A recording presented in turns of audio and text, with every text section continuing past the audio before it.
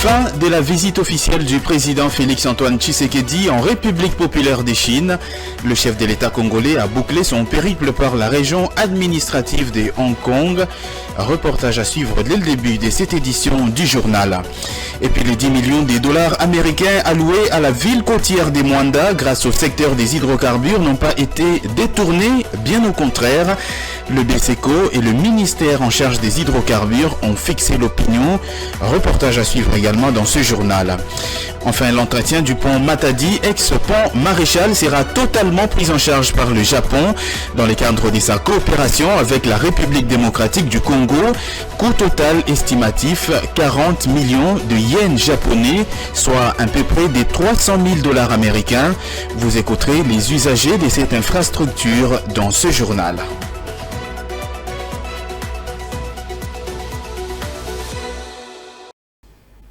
Voilà tout pour les titres. Bienvenue à toutes et à tous dans cette énième livraison d'informations sur votre télévision. La République démocratique du Congo compte approfondir davantage ses relations avec la bourse de Hong Kong, entre autres, pour diversifier notamment ses sources d'investissement extérieur. Ceci était également la raison de la présence du président Félix-Antoine Tshisekedi le lundi dernier à Hong Kong, cette région administrative spéciale de la Chine, où il a clôturé sa visite de 4 jours dans ce pays. Les détails dans cet élément de Fulgence Milaï, rendu par Tony Antoine Dibendila. Le chef de l'État congolais s'est entretenu avec le chef des services financiers du Trésor de Hong Kong sur notamment les atouts de cette région dont les activités brassent des milliards d'argent en monnaie chinoise et étrangère grâce aux nombreux échanges effectués chaque jour sur cette place financière qui figure parmi les top 5 mondiales. La République démocratique du Congo compte approfondir ses relations avec la bourse de Hong Kong, entre autres, pour diversifier ses sources d'investissement extérieurs et améliorer son climat des affaires. Pour les présidents congolais, cette visite est une belle expérience pour le développement des richesses du pays, notamment les métaux rares qui sont vendus, achetés et échangés à Hong Kong. Le président Tshisekedi a aussi échangé avec le chef du gouvernement de Hong Kong et les membres de l'exécutif local. Ensemble, ils ont exploré les voies et moyens pour renforcer les échanges et les domaines de coopération entre la République démocratique du Congo et Hong Kong. Le gouvernement de la République démocratique du Congo a adopté le projet de loi modifiant et complétant la loi relative aux finances publiques. C'était lors de la dernière réunion du Conseil des ministres, une réunion présidée par le Premier ministre Jean-Michel Samalukonde. Fulgence Milaï. Les nouvelles réformes contenues dans ces projets de loi portent notamment sur la comptabilité publique, la rationalisation des cadres et structures organiques des administrations publiques, la déconcentration de l'ordonnancement et l'adaptation du système d'information des finances publiques. Ce qui stipule que la modification et les compléments de certaines dispositions de la loi relative aux finances publiques visent non seulement l'actualisation de ces dernières, mais aussi l'insertion de nouvelles dispositions permettant de prendre en charge de matières nouvelles ou celles qui avaient en son temps disparu. Parmi les innovations majeures, peut-on lire l'organisation en un seul texte des lois des finances, de budget des provinces et des entités territoriales décentralisées, la budgétisation fondée sur une logique des résultats au moyen des budgets programmes, l'approche budgétaire pluriannuelle, la prise en compte d'un principe de la libre administration des provinces et des décentralisations, la redéfinition des budgets annexes et l'instauration des comptes spéciaux, et l'unité des caisses et l'unité des trésoreries. Faut-il noter que la gestion des finances publiques congolaises s'effectuait dans un cadre juridique et institutionnel totalement inadapté en contexte de la Constitution du 18 février 2006, prônant notamment la libre administration des provinces et la décentralisation. Le ministre congolais en charge des hydrocarbures Didier Boudimbo a présidé en début de semaine une réunion autour des 10 millions de dollars américains alloués à la ville côtière de Mwanda dans le cadre du projet de développement local des 145 territoires et spécifiquement pour les secteurs des hydrocarbures, et ce après les fortes rumeurs des détournements autour de cette allocation. Présente à cette réunion, le Bureau central des coordinations, le BCECO, a tenu à éclaircir sur la question. Dans le but de mettre en lumière la gestion de l'allocation liée au programme de développement local des 145 territoires à Mwanda, Le numéro 1 des hydrocarbures a convoqué une réunion où ont pris part différentes parties prenantes dont les BCECO. Dans son allocution, il a tenu à la mise en place d'un compte spécial pour loger ces fonds en vue d'éviter toute ambiguïté. Le président de la République, chef de l'État, a jugé bon, par sa volonté personnelle, d'octroyer la somme de 10 millions de dollars pour les projets sociaux en faveur des populations du territoire de Mwanda. À la suite de cette décision sanitaire, j'ai pris l'initiative, après consultation avec l'Inspection générale des finances et toutes les communautés de Mwanda, de mettre en place une commission de gestion de ce fonds. Pour leur part, les BCECO confirment déjà avoir logé ces fonds dans un compte crédible. La disponibilité de fonds. J'aimerais rassurer ici l'ensemble de parties prenantes que les fonds du projet sont logés dans le compte général du BCECO, géré sous non-objection de son Excellence, Monsieur le Ministre de Finances. Et pour raison de redevabilité et pour raison de transparence, parce que nous sommes ici dans un exercice de transparence, un compte spécial Fonds Mwanda a été ouvert à cet effet. Un compte spécial a été ouvert à cet effet. Et c'est ce compte-là d'où se fera toutes les dépenses relatives au Fonds Mwanda. Pour mémoire, ces projets ont été initiés par les chefs de l'État dans le but de combattre les disparités sociales. Dans le reste de l'actualité, la mise à niveau des agents, la qualité de l'exercice du pouvoir que doivent revêtir les agents et un partage d'expérience en termes de la procédure fiscale sont les principales raisons de la présence du directeur général de la DGRK, Eddy Fumumpoko, à une formation organisée ce mardi à la direction de l'IMET à l'intention des vérificateurs. Nos reporters Grace Luyanga et Jires Loutete étaient sur les lieux. Cette formation était en effet un échange fructueux de plus de 2 heures entre les DG Eddy Fumumpoko et les vérificateurs de la direction de l'IMET qui vont bientôt effectuer les missions de contrôle. Par ces gestes, il démontre son accompagnement et son souhait de mettre l'homme au centre de tout. Profitant ainsi de l'occasion pour partager avec son auditoire son expérience en termes de procédures fiscales, il a ainsi martelé sur les tâches et devoirs tout en prenant à bras le corps leurs doléances, les exhortant au passage à l'assiduité, à la ponctualité, à la conscience professionnelle et à un comportement digne sur le terrain. La mise à niveau des agents, comme je ne cesse de le dire, tout au long de mon passage ou de mon mandat au sein de la DGRK, je mettrai toujours l'homme au centre de tout. Et quand je parle de l'homme au centre de tout, je vois la qualité dans l'exercice du pouvoir que les agents doivent revêtir. J'aurais appris il y a 2-3 jours qu'il y avait une mise à niveau, une formation qui a été organisée par les directeurs ici à l'IMET. Et cette formation m'avait plu. Je m'étais dit que c'était nécessaire aussi que je vienne pour partager avec mes collaborateurs la petite expérience que j'ai en ce qui concerne la procédure fiscale. Voilà pourquoi aujourd'hui je m'étais déplacé jusqu'ici à l'IMET pour qu'ensemble nous échangeons. Et nous avons eu un échange fructueux qui nous a pris 2 heures de temps et je pense que chacun de nous a pu tirer quelque chose de cet échange. Voilà en bref les mobiles qui m'avaient amené ici sur place. Il a par ailleurs assuré d'analyser toutes les requêtes et a promis d'apporter progressivement de bonnes réponses. Toujours dans ce chapitre, les responsables de la DGRK l'IMET a manifesté sa satisfaction quant à la présence du DG Fumumpoko qu'il a qualifié d'accompagnement efficace quelques jours seulement avant les débuts des missions de contrôle sur les terrains. On l'écoute. Nous sommes très contents de recevoir M. le directeur général au sein de notre direction. C'est un signe d'accompagnement. Là, nous sommes à quelques jours du début des missions de contrôle et le directeur général avait souhaité venir échanger avec les vérificateurs qui devraient descendre sur le terrain pour exécuter plutôt les missions de contrôle sur place et les sensibiliser par rapport à la procédure fiscale. Et nous nous sommes réjouis de sa présence et nous le remercions infiniment et promettons maximiser les recettes de la ville telles que recommandées dans les 10 portant création de la DGA. Je demande aux contribuables de respecter les obligations fiscales. Ils ont l'obligation de déclarer dans les délais leurs impôts et cette obligation est suivie d'une phase de contrôle dans laquelle la DGRK va procéder au contrôle sur place de la sincérité de leurs déclarations et établir les suppléments, les cas échéants.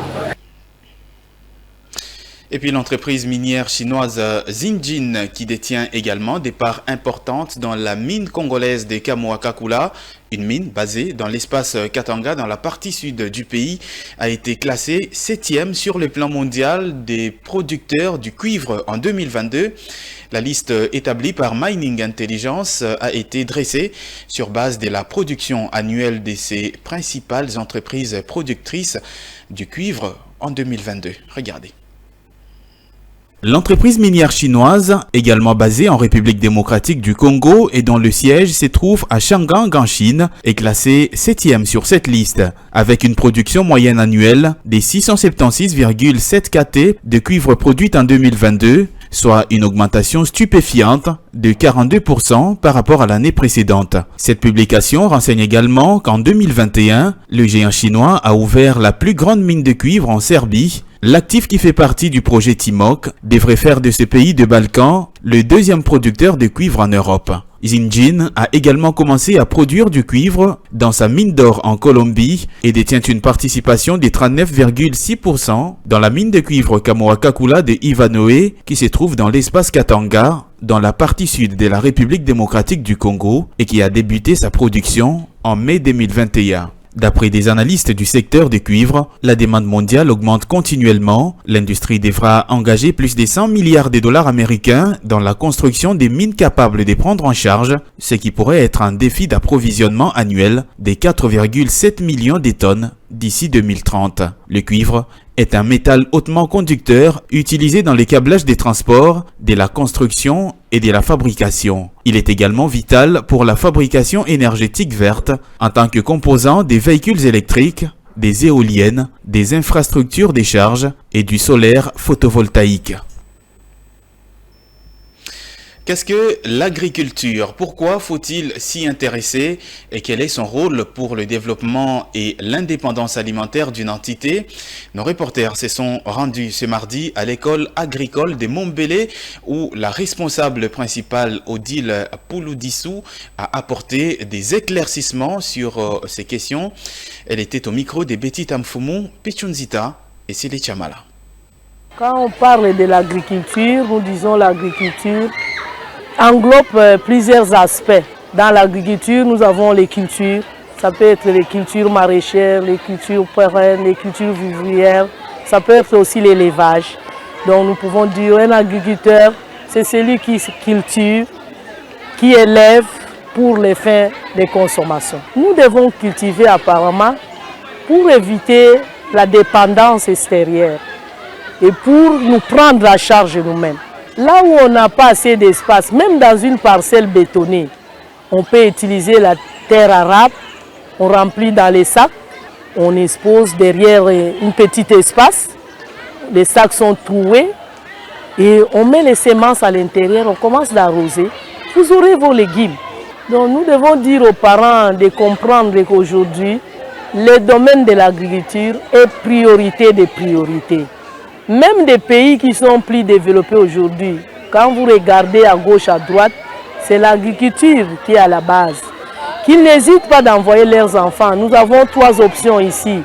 Agriculture générale, industries agricoles et nutrition. Ce sont des options complémentaires. Nous avons ceux qui sont dans les cultures, qui vont produire, et ceux qui transforment ces produits locaux, ceux qui sont dans les industries agricoles.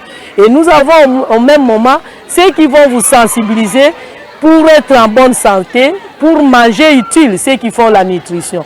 D'ailleurs, si vous voyez actuellement, même dans les pays développés, chaque famille a un nutritionniste ou une nutritionniste actuellement. Parce que vous devez gérer votre santé comme vous allez à l'hôpital.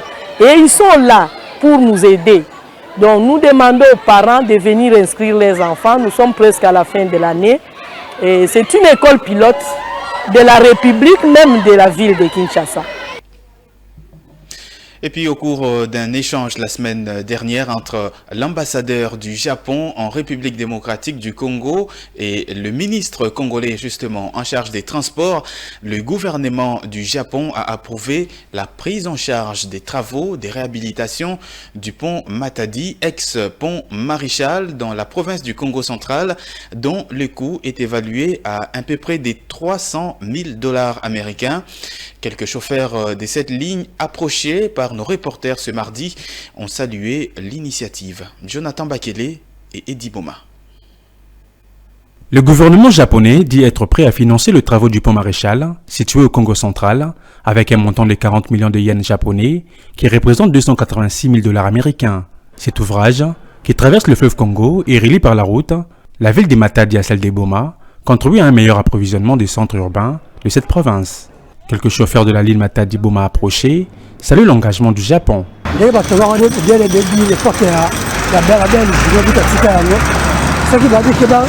La nouvelle que nous venons d'apprendre sur la réhabilitation de ces ponts, on nous réjouit énormément, car sa dégradation peut être à la base d'une crise alimentaire. Donc,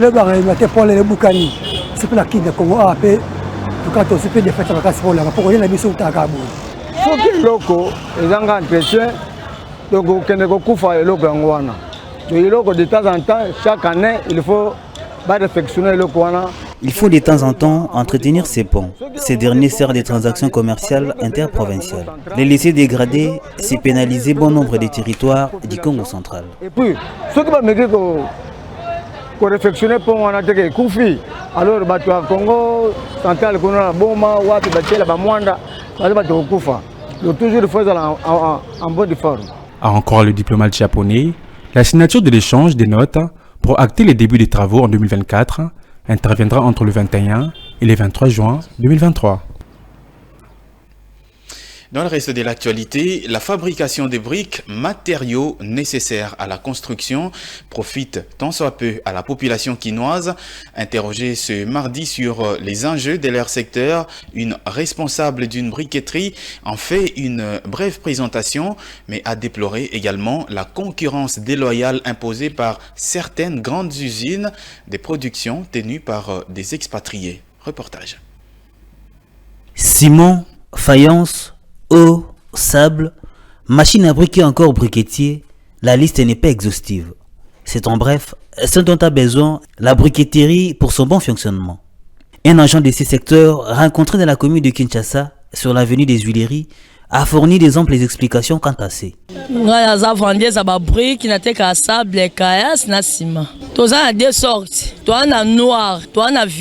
J'œuvre dans ce secteur de la commercialisation de briques.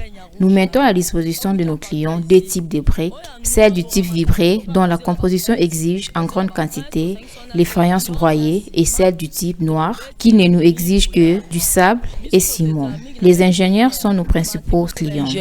Ingénieur, mois 10, mois 15, sans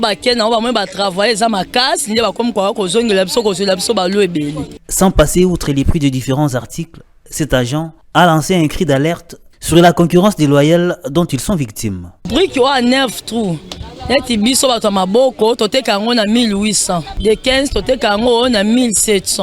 y a des briques à 9 trous que nous vendons à 1800 francs congolais. Les blocs de 15 se négocient entre 1600 et 1700 francs congolais. Celui de 12 à 1300 francs congolais. Enfin, de 10 à 1200 francs congolais. Cependant, la saison de pluie que nous subissons d'énormes pertes. Les briquetiers sont une autre forme de difficulté dans ces services, car ils peuvent produire des briques de mauvaise qualité. Nous subissons aussi une autre concurrence déloyale imposée par certaines entreprises œuvrant dans le même secteur.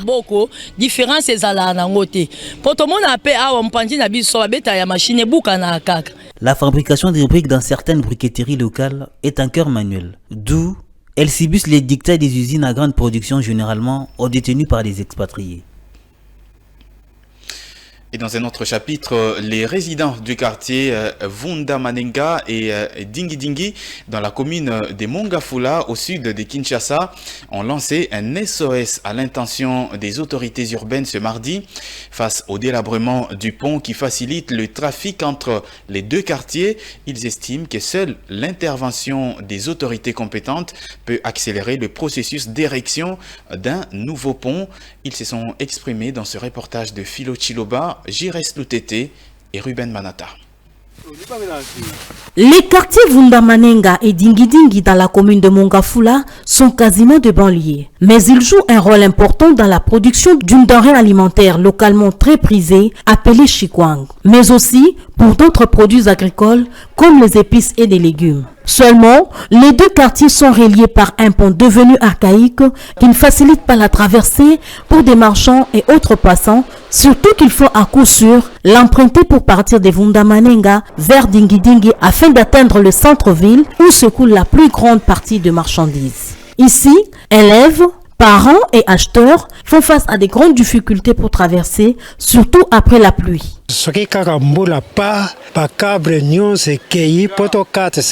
En cas de pluie, tous les câbles sont emportés. Et notre crainte, c'est l'école à côté qui risque de partir. Et nous également, avec nos activités agricoles, nous risquons d'aller au chômage.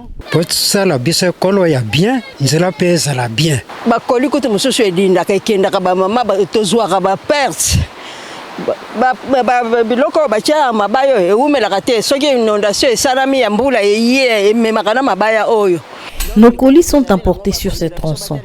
Nous accumulons beaucoup de pertes. Vous n'êtes pas sans savoir que cette route est d'une importance économique très capitale. D'où nous plaidons sérieusement pour la construction de ces ponts afin de permettre plus de mouvements.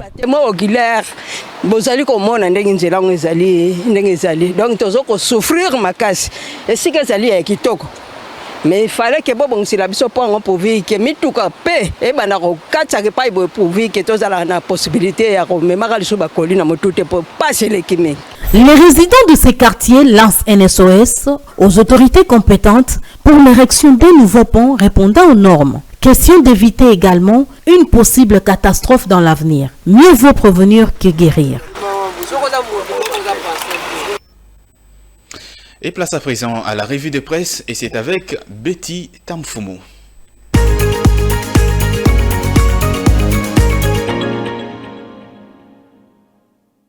Bienvenue dans cette revue de presse sur Ecofin Télévision. On ouvre le bal avec les quotidiens L'Avenir qui titre sa une économique. 22 millions de dollars américains du Royaume-Uni pour un nouveau programme d'aide humanitaire en République démocratique du Congo. D'après les confrères, dans un communiqué leur parvenu, l'ambassade du Royaume-Uni en République démocratique du Congo annonce un nouveau programme d'aide humanitaire britannique d'une valeur de 21 millions de livres sterling pour cette année 2023, lequel, écrit le confrère, se concentrera sur le besoin urgent dans l'est du pays. Ainsi, ces programmes apportera une assistance vitale dans des situations d'urgence, un soutien aux victimes de violences sexuelles et sexistes, un traitement pour les enfants souffrant de malnutrition sévère. Il aidera également les personnes touchées. Il aidera également, précise le confrère, les personnes touchées par le conflit à se rétablir et à retrouver leurs moyens de subsistance. Le programme va s'appuyer sur les antécédents du Royaume-Uni en matière d'aide humanitaire vitale aux Congolais le plus vulnérables. Examen de la loi sur la répartition de sièges, le député FCC refuse de cautionner un hold-up électoral, révèle Forum des As. Dans leur déclaration, ces élus dénoncent l'attitude du président Félix Tshisekedi qui, disent-ils, ne tiennent pas compte de leurs revendications depuis le début du processus électoral et cherchent à organiser des élections monocolores. D'après eux, la cartographie électorale, la distribution du kit d'enrôlement se sont réalisées sans tenir compte de la démographie et de la superficie des circonscriptions électorale. Les mineurs ont été également enrôlés et plusieurs personnes disposent à ces jours de plusieurs cartes d'électeurs. Ils ont également évoqué la problématique de cartes d'électeurs qui s'effacent au bout d'un temps et deviennent inutilisables. Comment reconnaîtront-ils les électeurs le jour du scrutin? S'interrogent ces derniers, note le quotidien Forum d'Uzas. En tout état de cause, ils tiennent le pouvoir en place pour responsable de toutes conséquences qui résultent de ces élections frauduleuses et chaotiques qu'ils tentent d'organiser. Le satisfecit de Fachi, constate le journal L'Avenir. Pour le tabloïd, le chef de l'État congolais peut se frotter le main pour avoir engagé de dividendes substantiels en faveur de la République démocratique du Congo dans le cadre de la coopération entre Beijing et Kinshasa. Cette visite, note le confrère, était une manière pour Fachi de resserrer les liens entre la République démocratique du Congo et la Chine. Au cours d'un échange avec la presse congolaise, Félix Tshisekedi pense que c'est un nouveau départ. Il a par contre rassuré pour la coopération sino-congolaise redynamisée et redimensionnée au niveau étatique pour les intérêts mutuels avantageux pour les intérêts mutuellement avantageux de deux peuples, précise L'Avenir, partant des dires du président Félix Tshisekedi. Au journal de poursuivre, la République démocratique du Congo s'est engagée sur une voie auquel elle peut compter sur la coopération chinoise par la mise en œuvre de son plan d'industrialisation pour le développement de ses mines, pour l'investissement dans le numérique, l'éducation, le média, la culture et l'agriculture. Dans l'entretemps, Africa News nous apprend qu'à Lusaka, Kamere a obtenu des mesures additives à l'accord du 6 mars. En effet, le ministre Kamere a fait pour une seconde fois, écrit le confrère, le déplacement de Lusaka en Zambie afin de valuer avec les autorités zambiennes les mesures additives pouvant faciliter définitivement l'importation de la farine et de graines de maïs. D'après les sources de Africa News, les gouvernements congolais et zambiens réunis à Lusaka ont conclu leurs échanges par la signature d'un addendum au communiqué conjoint dont la primaire est réservée au chef de l'État et au Premier ministre. C'en est fini pour la revue de presse sur Ecofin Télévision. Mesdames et messieurs, merci de votre attention soutenue.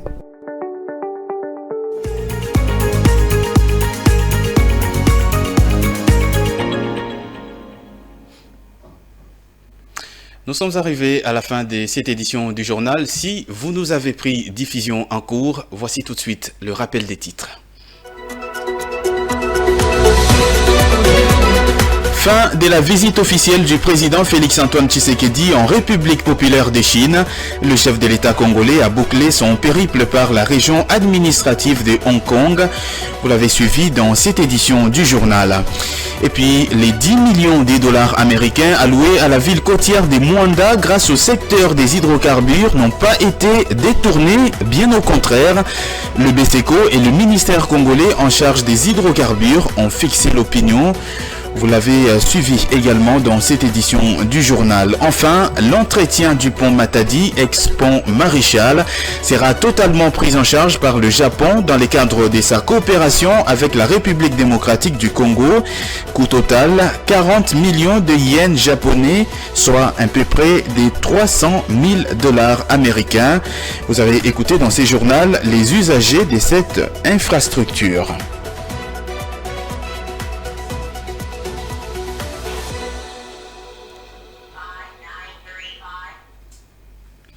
Et voilà, c'est la fin complète de cette édition du journal sur votre télévision. Merci à toutes et à tous de l'avoir suivi. Retrouvez-nous également sur nos différentes plateformes sur les réseaux sociaux. C'est notamment Facebook, YouTube, Twitter, Instagram ou encore TikTok. Mais dans l'entretemps, je vous souhaite une excellente suite des programmes sur nos antennes.